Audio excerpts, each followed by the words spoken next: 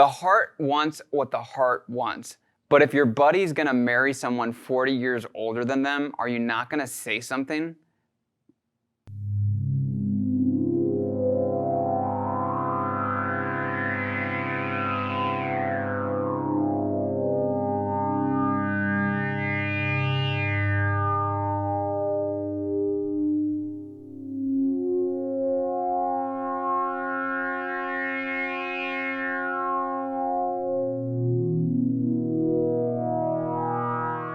Hi, I'm Zach Marr from Alamo Music here in San Antonio, Texas. You can find us online at alamomusic.com. If you haven't already, hit the subscribe button, turn on your notifications. This is our Alamo Sound Lab channel where we talk about all things music tech related. And today we're looking at the classic Prophet-5, the vintage Prophet-5, and asking the question, is it worth it? And my intro was kind of jokingly pointing out a very awkward reality that we have with the Prophet-5, in that there is Prophet-5 Rev 4s being created today and Prophet-10 Rev 4s being created today that are spec for spec with some upgrades, the Prophet-5 Rev 3.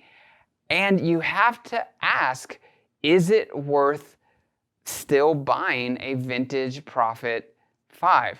I really had a hard time buying a vintage Prophet-5 for this video because they're going for $7 to $8 grand, and you can buy like 2 or 3 Prophet-5 Rev 4s or one Prophet-5 Rev 4 and a couple other synths for that price. And so I was really having a hard time. And these aren't Prophet-5s made by someone other than Dave Smith, the original creator and brains behind the Prophet-5. These are not clones. These are literally recreations by the company and by the brain man, Dave Smith himself. And so I asked that question, would you let your buddy marry someone 40 years their senior? Would you let your buddy buy a vintage Prophet-5 Rev 3, Rev 2, whatever, that's 40 years old when he can get a newer, better model, or she can get a newer, better model for a lot less? I just had to ask it. So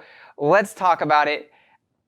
I am a big Dave Smith fan. My first kind of big boy synthesizer was a Poly Evolver, and I love it. I still haven't unpacked it completely. It's kind of a modulation mania and madness and wonder box. Very inspirational. I still remember playing it at the NAMM show and being kind of overwhelmed with the sounds. I just never had heard anything like it, and it blew my mind. It was like salvation from the digital darkness of the 00s in the 90s, and I really fell in love with it and had to have one. I thought about it for a couple years and then bought one. So I really have a lot of respect for DSI and sequential instruments, but I've always been afraid to really get into the Prophet-5 because I was scared that I wouldn't love it. It wouldn't live up to its reputation for me personally. So I'm happy to say that it is an amazing synthesizer and it lives up to its reputation for being just a king synth. It's one of those golden era polys, and it's really, truly, it was ahead of its time. You look at it, you look at the Rev 3, and it just looks so modern. And it's crazy that the initial design the original Prophet-5 Rev 1 came out in 1978. You think about the synths that were coming out at that time, and none of them came close to offering what the Prophet-5 offered. And sure, it was buggy, and sure, they had to do Rev 2 and Rev 3, and the Rev 3 was really where it became less buggy and more reliable. But still, you're looking at the Jupiter 4 that came out in 1978, and the Prophet-5, and it's just such a powerful instrument. It's just, with its auto-tuning function, with its patch memory, the CS80 was around that time as well, and this is just has so many modern features that were kind of were defined in this instrument, and it speaks to Dave Smith's legacy with him being one of the inventors behind MIDI with Roland, and him really building the company on the technology of patch memory. You know, they had a product before the Prophet-5 that was basically created patch memory for other instruments, because that wasn't something that was present there was not the technology there. And so the auto-tuning, the patch memory, all these things were kind of problems that he solved. Instruments talking to each other across manufacturers with MIDI, wavetable vector synthesis with the Prophet-VS that later found its way into the Korg wave station and the Yamaha vector synthesizers. He really spearheaded the teams that developed and brought these into life and really shaped a lot of synthesizer history. So I've been hesitant to make any videos about Dave Smith instruments because I'm scared to screw up, because he is such a influential figure in synthesizer history and the instruments are so impactful as well. It's hard to find someone that hasn't, a famous musician that hasn't used the Prophet-5. It's easier, someone jokes, I forgot where this joke was, but it's easier to list instruments that didn't use a Prophet-5 on recording than it is to list all the people that did. So a lot of things to be said about the Prophet-5. I think the magic of it, and I didn't really understand until I started playing with it, this is really the true heir to the Mini Moog. If you look at the design, the wood paneling, this is the polyphonic Mini Moog. And I didn't ever understand the Prophet-5 as being really the predecessor to the Memory Moog that came out later and was Moog's own version of a kind of polyphonic Mini Moog. But really, the Mini Moog, the Memory Moog in a lot of ways is just kind of a souped up Prophet-5. And really a lot of the magic in the Prophet-5 is in its modulation section. What I think of when I think of Dave Smith instruments, I think of sequencing madness. He was always, one of his earliest products also was a sequencer. And so always a lot of amazing sequencing ideas explored in his instruments, and then modulations. And so you see no sequencing in the Prophet-5, but you see modulation madness with the polymod section and an LFO mod section with that's a kind of a wheel bender. And with the polymod section, you can do some really interesting things. You can use the second oscillator, oscillator B, as you can put it in low frequency mode and use it to modulate either the frequency of oscillator A or the filter or the pulse wave width. So that is really interesting because you're basically turning oscillator B into 5 LFOs that trigger that modulate in this kind of polyphonic way, which, you're getting different frequencies of the LFO as you play, and so you get some really cool effects. And, that is part of its magic. You just get some amazing sounds using that. And the polymod section's often misunderstood, but it's very powerful. Instead of just having kind of a single LFO modulating a set of parameters all the same way, you're getting multiple effect that is like multiple LFOs modulating independently and creating kind of rich sounds. And so you get some really complex sounds out of the Prophet-5, and I think that's where the sweet spot magic part is. Ironically, the insides of the synth aren't particularly special. They're mostly composed of SEM chips. The Rev 3, this is Rev 3 revision 2. The Rev 2 had SSM chips in it, as did the Rev 1. But SEM chips, I think it has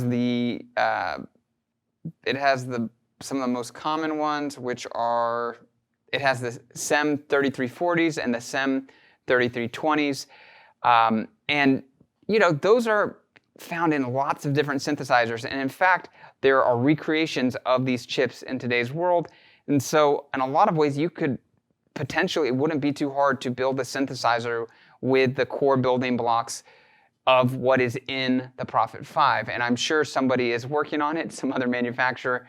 But really, it's the design and form factor of the Prophet-5 that I think makes it magical. And that's kind of, it's hard to explain. I was always kind of, when I read what the internals were, and then when I listened to it, I was very impressed with how powerful it sounds, how beautiful it sounds. People talk about it being an all-arounder synth, and that is totally true.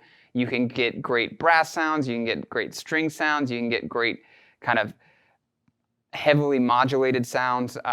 It does and piano plucked sounds. It does everything pretty well. It's got a very kind of beautiful balance to it, and it's immediately inspiring.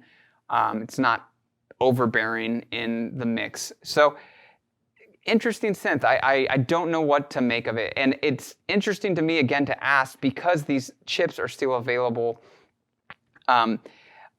Arguably, the Rev 4 should be just as good as a Rev 3. The Rev 2 had some different chips in it, and the Rev 4 is not exactly a replica of that. But, I don't know why people would shell out $7 or $8 grand, except for the nostalgia collectability factor for a Rev 3.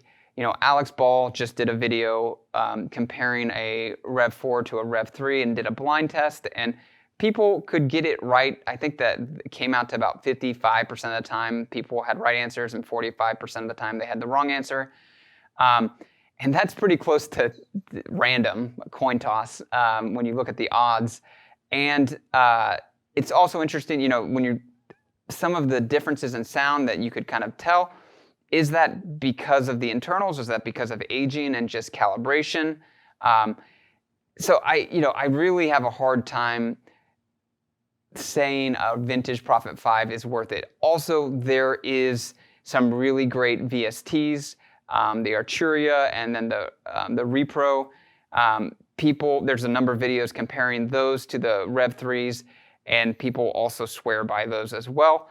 So it is a magical instrument. It has a lot of character. There is something magical about playing an older one. It just the Mini Moog, I played one compared to a Model D, and there is something magic to this old wood and the beauty of the instrument itself, and just the primitiveness and the heat sink, and it's just something cool about it. But is it worth paying 3 or 4 times a premium? I don't know. Let's take a listen, and then we'll wrap up with some concluding thoughts.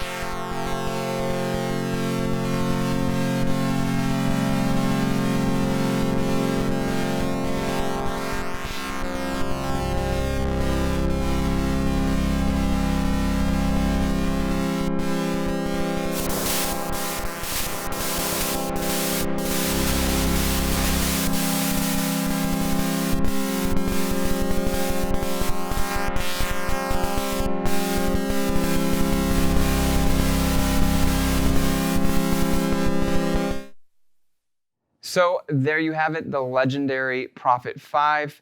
And I'm going to conclude with a few other thoughts about owning a vintage one. So, from a value perspective, it probably, for better or worse, won't go down in price. It seems to just keep going up.